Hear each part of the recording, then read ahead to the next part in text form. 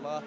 كيف كانت رحلتكم في الحج وكيف كان التعامل من شركة الحجر الأسود؟ الحمد لله الحج كان بفضل الله سبحانه وتعالى على أتم الجاهزية، وشركة الحجر الأسود كانت أيضا قامت بواجبها بأكمل وجه. كيف كانت المناسك والترتيبات؟ الحمد لله الحمد لله. صحيح أنه الحجاج كلهم تعبوا، لكن الحمد لله. نسأل الله الستر والعافية. السلام عليكم والحمد لله على سلامتكم. الله حج يسلمك. مبرور وسعي مشكور الله يبارك فيك. مغفور إن شاء الله. عرفونا باسمكم يا والد. محمد حسين ناجي زمزمي. كيف كان الحج هذا السنة وكيف شفتوا التعامل من الحمد لله. المشرفين على الحجر الأسود والتنظيم والله والترتيب؟ نظام وحاجة ما تعوض. هل واجهتكم أي مشاكل؟ حيش كل الله. شيء تمام؟ حيش الله. يعني كل التعامل كل شيء تعامل تمام واحترام، ما عاد أقدر أقول لك.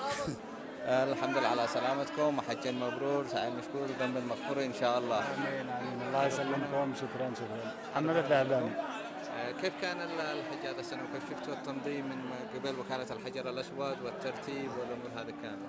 والله الحمد لله الحج كان زحمة، ناس كثير من كل العوالم، وبالنسبة لتنظيم الحجر الأسود ما شاء الله ممتاز، والتعامل طيب ومشرفين طيبين، يعني مهتمين إنه يخرجوا الناس بأحسن تجربة، ادوا جهدهم في كل شيء وما بنلوبهم في أي حاجة حصلت، ومتوقع 3 مليون إنسان في نفس البقعة، فالحمد لله كل شيء كان على ما يرام، وبفضل الله وجهود الحجر الأسود تمينا الحج والله يتقبل.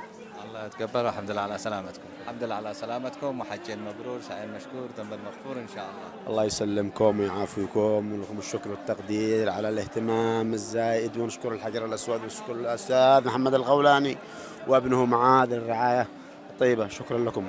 كيف كان شفتوا تعامل المشرفين والترتيبات من قبل وكالة الحجر الأسود في الحج والتنظيم وهذا الأمور كامل؟ من أحسن ما يكون وكل الأمور على ما يرام، والعالم الله أن احنا دعونا لكم، ونشكر كل من قام بمساعدنا، ولكم خالص الشكر والتقدير والاحترام.